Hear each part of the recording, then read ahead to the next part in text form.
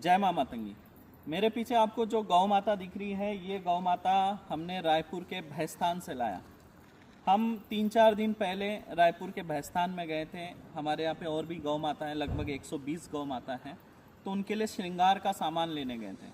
तो उस वक्त मुझे ये गौ माता जो है वह भैंसस्थान में बारिश में कीचड़ में भीगते हुए भटकते हुए दिखी, और ये वहाँ पे कूड़ा कचरा खा रही थी। तो मैंने वहाँ पर लोगों से पता किया ये गौ माता किसकी है। तो लोगों ने कहा कि गुरुजी, इसके 3 थन खराब हैं, एक ही थन अच्छा है, और इसलिए जो है इसको खुला छोड़ दिया है, ये किसी की नहीं है। तो मैंने कहा एक काम करिए, इस गौ माता को हमारे धाम में भेजिए, वहाँ पर इनकी सेवा होगी। क्योंकि देखिए, दूध हमारा उद्देश्य नहीं है, हमारे धाम में दूध बेचा नहीं जाता, और दूसरी बात हमारा उद्देश्य है केवल गौ सेवा। तो इसलिए आज ये गौ माता 3 दिन बाद जो है हमारे धाम में आ गई है। अभी इनका स्नान वगैरह करा दिया गया है। अभी ये जो है भोजन पा रही है यहाँ पर, और अब ये यहीं पे रहेगी धाम में, और इनकी यहाँ पर सेवा होगी। देखिए, अगर आपको भी ऐसी गौ माता कहीं मिलती है तो उनको घर ले आइए, उनकी सेवा करिए, यही सच्चा सनातन धर्म है। हमारे धाम में सभी नस्ल की गौ माता मिलेगी आपको, गीर, खिल्लारी, साहिवाल, डांगी नस्ल जो गुजरात और महाराष्ट्र के डांग प्रदेश की जो गौ माता है, डांगी नस्ल जो अभी लुप्त होने के कगार पे, वो भी हमारे यहाँ मिलेगी। खिल्लारी गौ माता जिसकी बनावट घोड़े जैसी होती है। महाराष्ट्र में एक तरफ घोड़े को बांधते हैं और दूसरे तरफ जो है उस खिल्लारी गाय बैल को बांधकर जो है दौड़ाया जाता है, मतलब घोड़े के बराबर दौड़ती है और दिखती भी घोड़े जैसी है। तो खिल्लारी गौ माता भी हमारे यहाँ। और सबसे बड़ी बात, हमारे पास भगवान श्री कृष्ण की गाय है। सही सुना आपने, जब भगवान श्री कृष्ण मथुरा से रुक्मणी माता को भगा के ले जाने के लिए अमरावती में आए थे।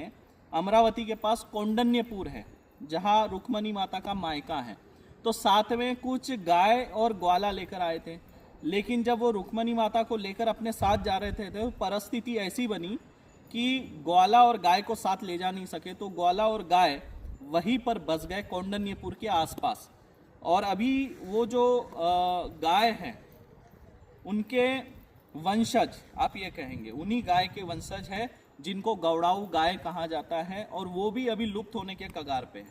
आने वाले समय में हम केवल किताबों में पढ़ पाएंगे कि भगवान श्री कृष्ण की गाय वहाँ पर मथुरा से भगवान श्री कृष्ण लेकर आए थे, पर वो अब लुप्त हो गई, ऐसा हमें सुनने मिलेगा।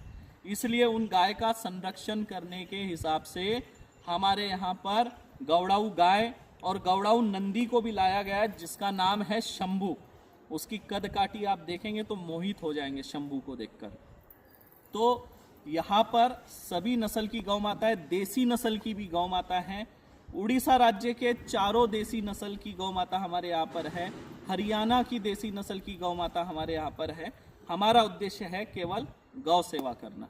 तो आप लोग भी जो है गौ सेवा में आगे आइए। देखिए, अगर आप अपने आप को सनातनी कहते हैं, भगवान श्री राम का नारा लगाते हैं, तो इससे काम नहीं चलेगा।